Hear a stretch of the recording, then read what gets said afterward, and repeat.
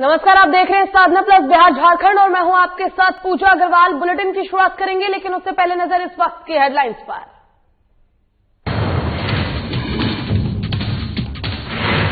साहिबगंज में सीएम हेमंत सोरेन ने किया बिजली घर का शिलान्यास। मॉडल स्कूल के साथ अन्य योजनाओं का किया लोकार्पण। सीएम के साथ मौजूद रहे बड़े नेता। मंत्री चंपाई सोरेन पहुंचे फुलझोरी गांव। ग्रामीणों ने मंत्री चंपाई सोरेन का किया भव्य स्वागत। मौके पर मंत्री ने किया कारू मांझी की प्रतिमा का उद्घाटन। गुमला में बिजली विभाग की लापरवाही। सामने जबरन बिजली बिल की विभाग कर रहा है वसूली। ज्यादा बिल आने से ग्रामीणों में आक्रोश।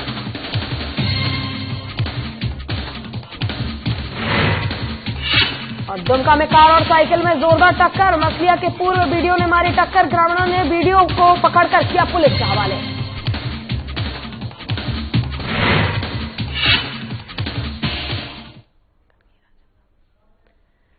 और इसी के साथ सीधे लाइव चलेंगे रांची, जहां पर हमारे साथ झारखंड की आपको बता दें कि राज्यपाल द्रौपदी मुर्मू जुड़ चुके हैं और वहां पर देखेंगे कि आखिर लाइव संबोधन कर रही हैं। इस दौरान क्या कुछ कह रही हैं वो अपने संबोधन में देखेंगे एक बार।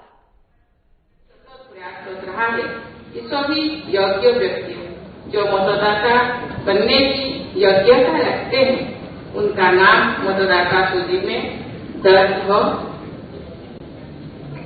इस हेतु हर वर्ष इसका रिव्यू किया जाता है ताकि कोई भी योग्य मतदाता अपने मत देने के अधिकार से वंचित न हो। यही कारण है कि निर्वाचन आयोग समय समय पर मतदाता जागरूकता अभियान के माध्यम से सभी योग्य व्यक्तियों को इसके लिए प्रेरित करता है। प्रशंसा का विषय है कि भारत निर्वाचन आयोग द्वारा आज एक नई पहल ई-एपिक लॉन्च किया गया है। अवगत कराया गया है कि इसके तहत इस बार जुड़े नए मतदाता जिनका मोबाइल नंबर मतदाता सूची में लिंक है वे अपने रजिस्टर्ड मोबाइल पर ई-एपिक डाउनलोड कर सकते हैं। भारत निर्वाचन आयोग द्वारा मतदाता जागरूकता के विभिन्न कार्यक्रम संचालित किया जा रहा है। अवगत कराया गया है कि सभी सरकारी एवं गैर सरकारी विद्यालयों, महाविद्यालयों, विश्वविद्यालयों तथा अन्य रक्षण संस्थानों में इलेक्टोरल लिटरेसी क्लब की स्थापना की गई।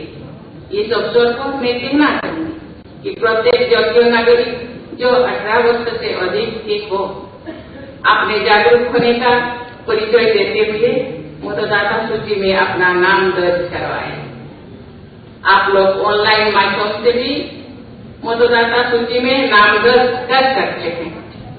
मैं पुनः भारत निर्वाचन आयोग के स्थापना दिवस पर इस राज्य की जनता की ओर से आयोग को बधाई देती हूँ।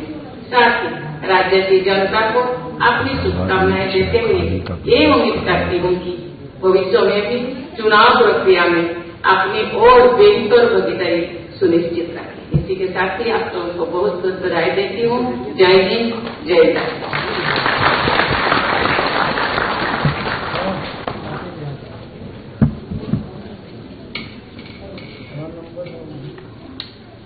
बहुत बहुत आशा व्यक्त करती हूँ आदरणीय माननीय राज्यपाल महोदय का और अब देश की संवैधानिक परंपराओं की मर्यादा और समृद्ध स्वस्थ लोकतंत्र। और आपने देखा कि आखिर कैसे राज्यपाल द्रौपदी मुर्मू जो है वो एक प्रेस कॉन्फ्रेंस को संबोधित कर रही थी। इस दौरान उन्होंने कार्यक्रम में एक आपको बता दें डिजिटल मतदाता पोर्टल का शुभारंभ किया है और जो भी नए मतदाता है जो इस पोर्टल से जुड़ेंगे उनको सम्मानित भी इस दौरान किया गया है। और इसी बीच एक बड़ी खबर हमारे पास रांची से आ रही है। आपको बता दें कि रांची से डबल मर्डर का केस सामने आया है। चान्हो के तरंगा गांव में डबल मर्डर से क्षेत्र में सनसनी फैल गई है। एक ही घर से 2 नाबालिग लड़कों का शव बरामद हुआ है। एक शव खटिया पर और दूसरा फांसी पर लटका मिला। एक शव को फांसी से लटकाकर आत्महत्या का रूप देने की कोशिश की गई है। रांची पुलिस घटनास्थल पर पहुंच रही है और छानबीन कर रही है। और बता दें कि रांची से यह बड़ी खबर, जहां चान्हो के तरंगा गांव में डबल मर्डर से सनसनी का माहौल बन गया है।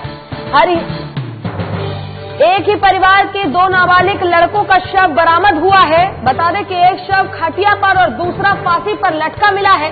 एक शव को फांसी से लटकाकर आत्महत्या का रूप देने की कोशिश भी की गई है। रांची पुलिस घटनास्थल पर पहुंच गई है और छानबीन कर रही है। बड़ी खबर रांची से, जहां चान्हो के तरंगा गांव में डबल मर्डर से क्षेत्र में सनसनी फैल गई है और इसी पर वरिष्ठ संवाददाता हमारे चंदन वर्मा जी हमारे साथ फोन लाइन पर जुड़ गए हैं। चंदन, सबसे पहले तो आपसे जानना चाहेंगे, जिस प्रकार से ये डबल मर्डर का जो मामला है सामने आया है, इसमें विस्तार से चीजें क्या है, आखिर पूरा मामला क्या है? मुझे बता दूं कि जिस तरीके से ये सनसनी केस जो है सामने आया है और यह जो तरंगा गांव के खेत में ही जो है एक घर बना हुआ था, वहां पर इन दोनों नाबालिगों का शव पाया गया है। बता दूं कि 12 वर्षीय नाबालिग था, वो चौकीदार मंगरू गुराम का पोता बताया जा रहा था। वहीं अगर 16 वर्षीय की बात करें तो 16 वर्षीय शिबू भगत का बेटा बताया जा रहा था। फिलहाल जो है जो दोनों नाबालिगों का शव बरामद हुआ है, उसके शरीर पर लाठी डंडे के चोट के निशान है और छानबीन में वहीं पर लाठी भी बरामद की गई है, डंडे भी बरामद किए गए हैं। तो कहीं न कहीं पुलिस को ये अंदेशा है कि अब जो है इस हत्या के पीछे स्थानीय लोगों का ही हाथ है। कहीं न कहीं मामले को जमीन विवाद से या पुरानी रंजिश से जोड़ के देखा जा रहा है। हालांकि रांची पुलिस जो है अभी भी जांच में जुटी हुई है और सबको अपने कब्जे में लेकर सबको पोस्टमार्टम के लिए रिम्स भेज दिया गया है। जी चंदन, आपसे ये भी जानना चाहेंगे, जिस प्रकार से एक हत्या को आत्महत्या का रूप देने की कोशिश की गई है, तो क्या इसको लेकर परिजनों से आपने बातचीत करने की कोशिश की, जानने की कोशिश की कि जिस दौरान ये घटना जो है इसको अंजाम दिया गया, इस दौरान वो कहाँ थे और किस प्रकार से इस घटना को अंजाम दिया गया है? जी देखिए, जिस तरीके से जो खेत में जो घर बना हुआ था वो घर उन्हीं का था और वहाँ पर ये लोग बच्चे जाते थे सोने के लिए, लेकिन अकेले देखकर अपराधियों ने जो है इस घटना को अंजाम दिया और इस घटना को ध्यान भटकाने के लिए कहें कि एक बच्चे को फांसी के फंदे से लटका दिया गया मार के। अगर वो वाकई में अगर फांसी लगाता तो उसके शरीर पे डंडे का जख्म का निशान नहीं होता, लेकिन डंडे का निशान है। साफ तौर पे जाहिर हो रहा है कि ये इसके पीछे जो है किसी न किसी अपराधी की होने की साजिश है। और हालांकि उसके माता पिता अभी कुछ कहने की स्थिति में नहीं है, लेकिन इतना जरूर कह रहे हैं कि उनका बेटा हुआ और उनके जो बच्चे हैं वो इस तरीके का घटना नहीं कर सकते हैं, इस तरीके का हरकत नहीं कर सकते हैं।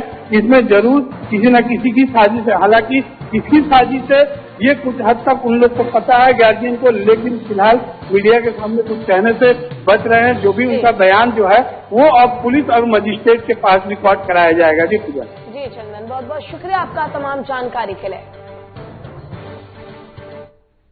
चलिए रुक करेंगे खबरों की ओर। मुख्यमंत्री हेमंत सोरेन ने बरहेट प्रखंड का दौरा किया। झारखंड के गांव-गांव तक विद्युत आपूर्ति के उद्देश्य से मुख्यमंत्री हेमंत सोरेन ने 70 करोड़ की लागत से बनने वाली 132 केवी की ग्रिड का शिलान्यास किया। इस दौरान सीएम ने पतना हिरणपुर के 6 किलोमीटर में गोमानी नदी पर उच्च स्तरीय पुल निर्माण का शिलान्यास किया, जिसके बाद तकनीकी सुविधाओं से lace model school Barhet Sahibganj का ऑनलाइन उद्घाटन और कस्तूरबा गांधी बालिका उच्च विद्यालय भवन बरहेट का भी उद्घाटन किया। कार्यक्रम में मुख्यमंत्री हेमंत सोरेन समेत मंत्री ग्रामीण विकास और सांसद विजय हांसदा और अन्य नेता मौजूद रहे। आज लंबे समय से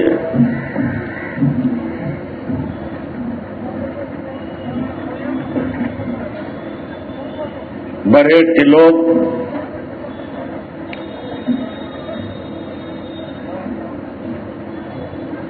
कई सरकार की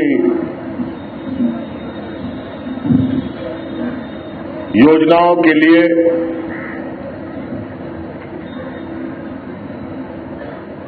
आशान्वित होते रहे हैं।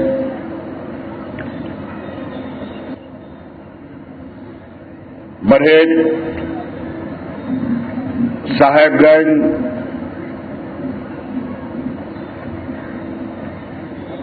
कह लें ये जिला जो संथाल परगना का क्षेत्र है वो अत्यंत ही पिछड़ा क्षेत्रों में से आता रहा है। कई मूलभूत आवश्यकताएं हैं जो अभी भी यहाँ के ग्रामीण क्षेत्रों तक नहीं पहुंच पाया है। कि जनजातीय और क्षेत्रीय भाषा विभाग के पूर्व विधायक अध्यक्ष कारू मांझी की प्रतिमा का उद्घाटन किया गया। यह उद्घाटन मंत्री चंपाई सोरेन ने किया। आपको बता दें कि मंत्री चंपाई सोरेन पोटका प्रखंड के हरियाणा पंचायत के फुलझोरी गांव पहुंचे, जहां ग्रामीणों ने मंत्री चंपाई सोरेन और विधायक संजीव सरदार का भव्य स्वागत किया। और फिर मंत्री चंपाई सोरेन ने कहा कि जनजातीय क्षेत्रीय भाषा के कारू मांझी का काफी योगदान रहा है। वहीं कार्यक्रम में कई लोग मौजूद रहे।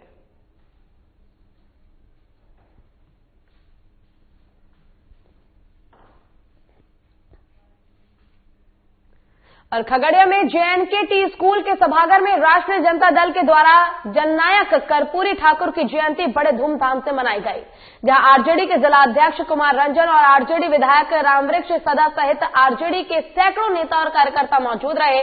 सभी ने सबसे पहले जननायक कर्पूरी ठाकुर के तैलचित्र पर पुष्प अर्पित कर श्रद्धा सुमन अर्पित की।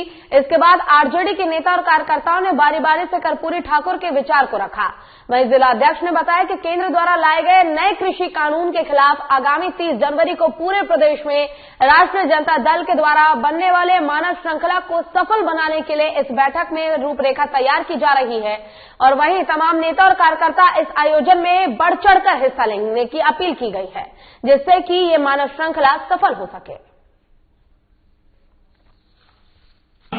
ठाकुर के जन्मोत्सव पर हम लोग खगड़िया जिला जो है राष्ट्रीय जनता दल उनकी जयंती मना रहे हैं। और उसमें जो राष्ट्रीय जनता दल द्वारा कार्यक्रम तय किया गया है किसान जागरण सप्ताह, हम अपने कार्यकर्ताओं के साथ, अपने पदाधिकारियों के साथ एक कार्यक्रम तय कर रहे हैं कि 30 तारीख का जो हम लोग मानव श्रृंखला बनाने जा रहे हैं उसे किस ढंग से हम लोग सफल करें और कैसे उसे क्रियान्वित करें। और यहां रुकेंगे छोटे से ब्रेक के लिए। ब्रेक के बाद जल्द होंगे हाजिर।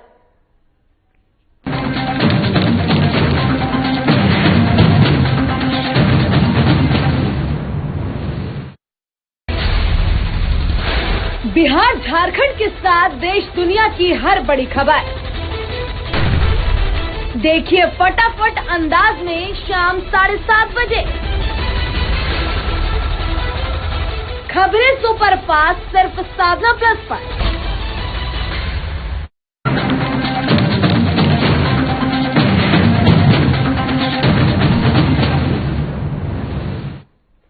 और ब्रेक के बाद एक बार फिर से रुक करेंगे खबरों की ओर और बात करेंगे समस्तीपुर की, जहां कर्पूरी ग्राम में पूर्व मुख्यमंत्री कर्पूरी ठाकुर की जयंती राजकीय समारोह के तौर पर मनाई गई।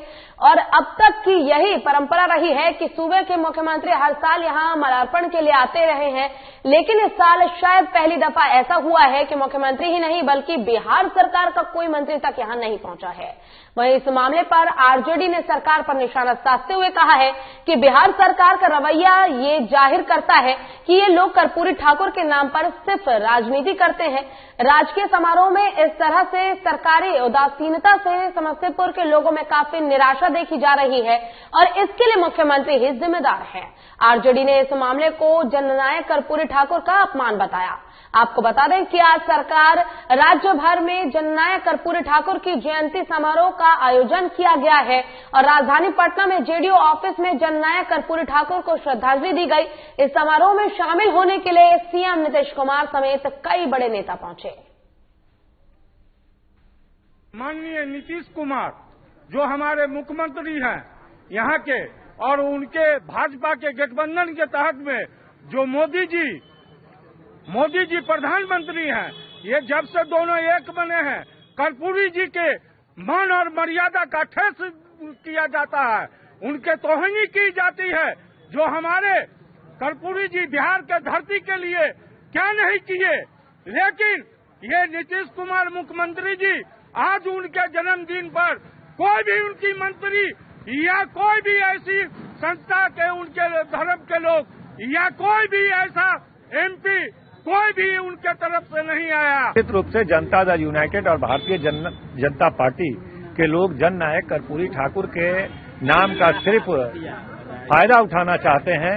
इन लोग के जीवन में थोड़ा भी सम्मान इनके प्रति नहीं है। भारतीय जनता पार्टी जब थी उस समय जनसंघ हुआ करता था, उस समय जननायक कर्पूरी ठाकुर पर जिस तरह की अभद्र टिप्पणी किया करते थे, जिस तरह उनको सत्ता से हटाने के लिए जो तमाम तरह के षड्यंत्र किया करते थे, आज वह लोग जननायक कर्पूरी ठाकुर का नाम वोट बैंक के लिए ले रहे हैं। यह जनता समझती है। और मधेपुरा में धूमधाम के साथ जननायक कर्पूरी ठाकुर की जयंती मनाई गई। इस दौरान साहूगढ़ में आरजेडी नेत्री रागिनी रानी और यादव के नेतृत्व में कर्पूरी जयंती समारोह का आयोजन किया गया। कार्यक्रम का उद्घाटन मुख्य अतिथि ने संयुक्त रूप से दीप प्रज्वलित कर किया। वहीं इस दौरान उपस्थित लोगों ने जननायक कर्पूरी ठाकुर के चित्र पर माल्यार्पण और पुष्पांजलि अर्पित कर उन्हें नमन किया।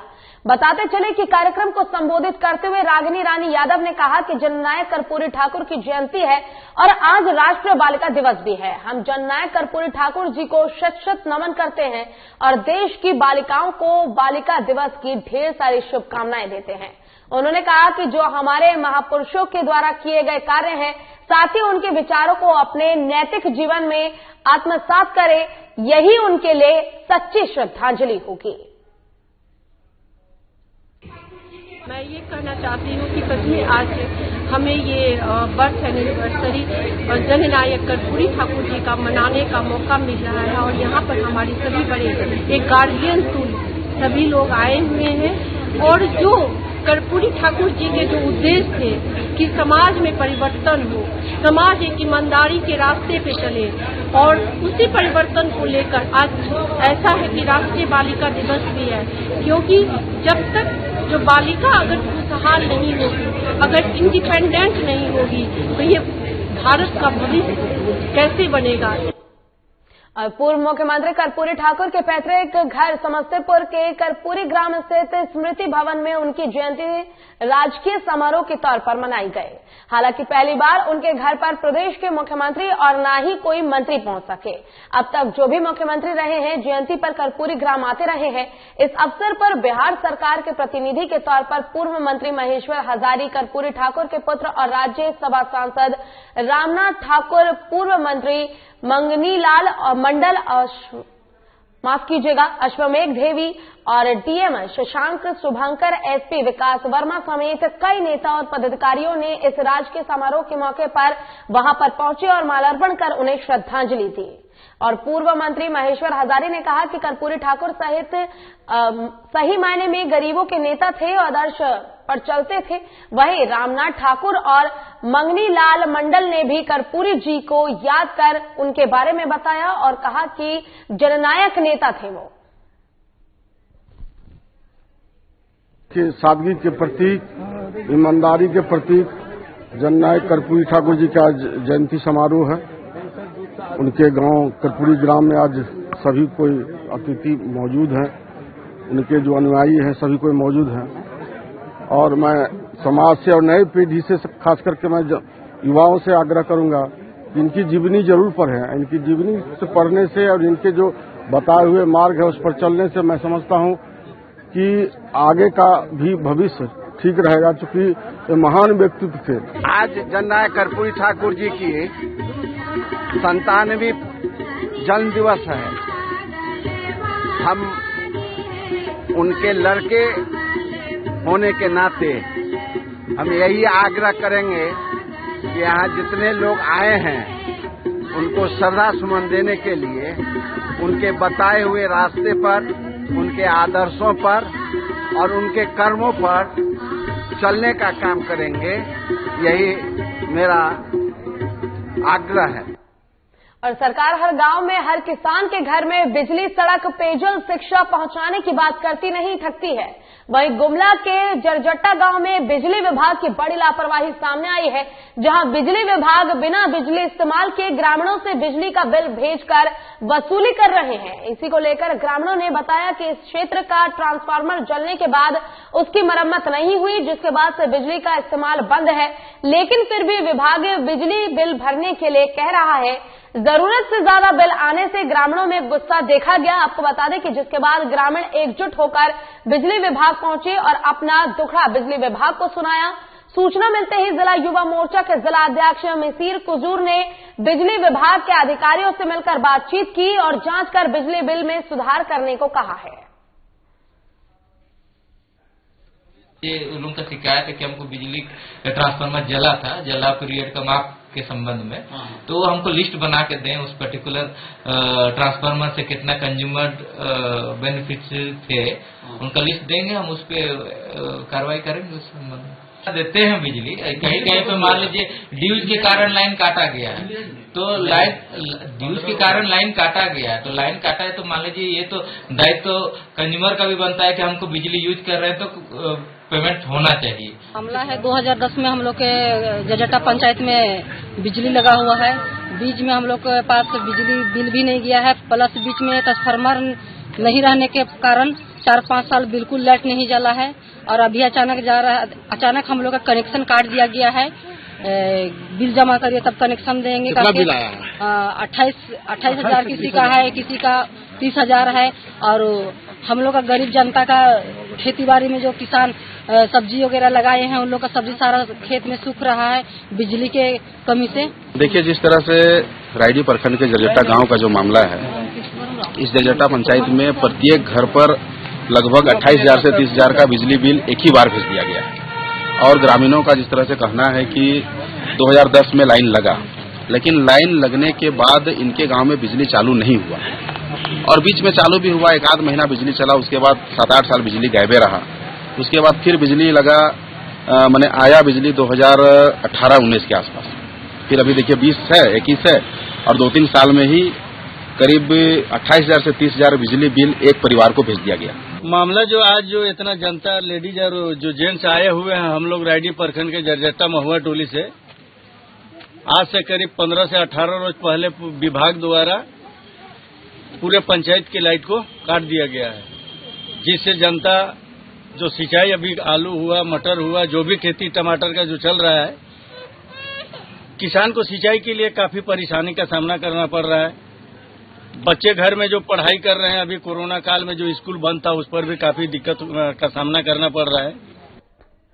अगली खबर दुमका से है, जहां छोटा चपुड़िया मोड़ के पास कार और साइकिल में टक्कर हो गई, जिसमें साइकिल पर सवार शख्स घायल हो गया। जानकारी के मुताबिक शख्स छोटा चपुड़िया से मजदूरी करने मोड़ आ रहा था। इसी क्रम में खुद गाड़ी चलाकर आ रहे मसलिया के पूर्व बीडीओ चंदन कुमार की साइकिल सवार से टक्कर हो गई, जिसके बाद पूर्व बीडीओ ने गाड़ी भगाने की कोशिश की, जिसके बाद ग्रामीणों ने पीछा किया और पूर्व बीडीओ को पकड़ लिया, फिर पुलिस के हवाले कर दिया गया उसे।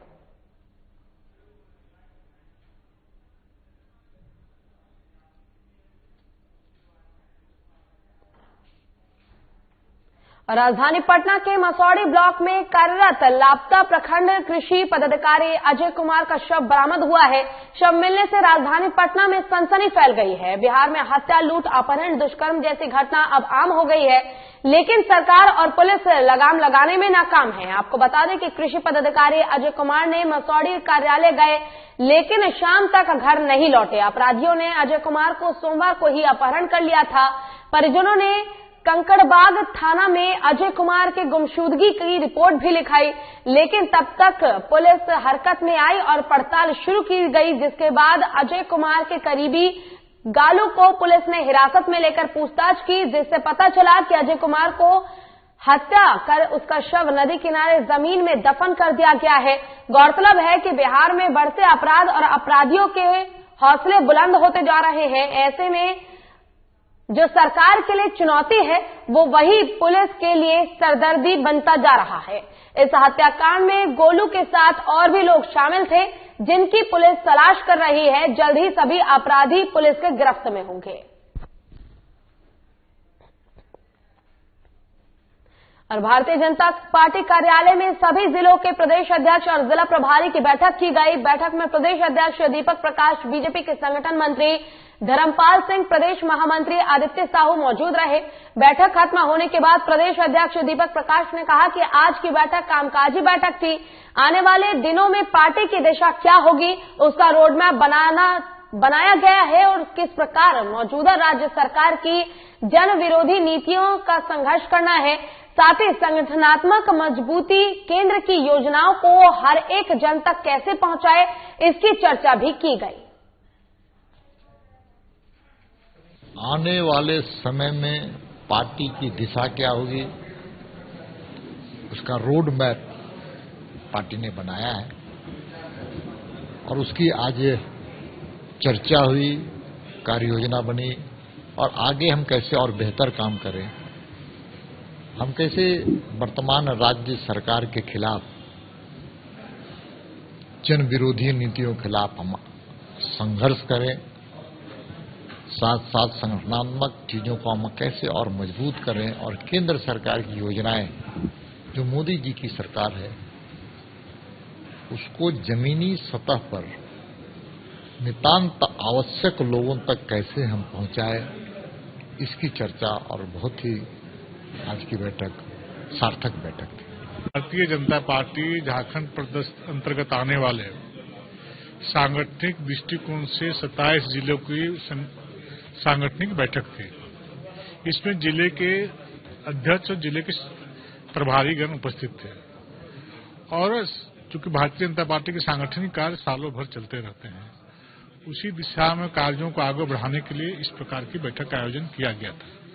और जिस प्रकार से वर्तमान सरकार जो जन विरोधी सरकार है, जो जनता से लोगों से ठग करके वोट लेने का काम किया और जनता के लिए आज के दिन में कुछ कर नहीं रही सरकार, उस सरकार के विरोध में हमें धारदार और जोरदार आंदोलन करने की आवश्यकता है। साथ ही साथ आज जनता भी महसूस कर रही है कि सरकार सिर्फ धोखा देने वाली सरकार है। इन सारी बातों को लेकर के हमें जनता। और हजारीबाग में कांग्रेस कार्यालय राष्ट्रवादी नेता और समाज सुधारक अब्दुल रजाक अंसारी की 104वीं जयंती मनाई गई। इस अवसर पर उनकी तस्वीर पर श्रद्धा सुमन अर्पित कर उन्हें याद किया गया। मौके पर सैकड़ों जरूरतमंदों के बीच नेता ने कंबल भी बांटा। श्रद्धांजलि कार्यक्रम यहाँ पे सारे कांग्रेस कमेटी के पदाधिकारी लोग सब मिलकर हम लोग यहाँ पे आयोजित किए और उनको याद किए। उनके मार्गदर्शन पर हम लोग चल रहे हैं और काफी जो हमारे और क्रांतिकारी व्यक्तित्व के अब्दुल रजाक जी थे और हम लोग सब बहुत हम लोग को गर्व है इस बात का कि हम लोग सब उनके मार्गदर्शन पर चल रहे हैं और उनको याद करके उनके सिखाए हुए चीजों को लोगों तक एक मैसेज पहुंचाने का ये कार्यक्रम आयोजन। और इसी के साथ फिलहाल के लिए इस बुलेटिन में बस इतना ही। खबरों का सिलसिला लगातार आगे भी जारी है। आप देखते रहिए साधना प्लस। नमस्कार।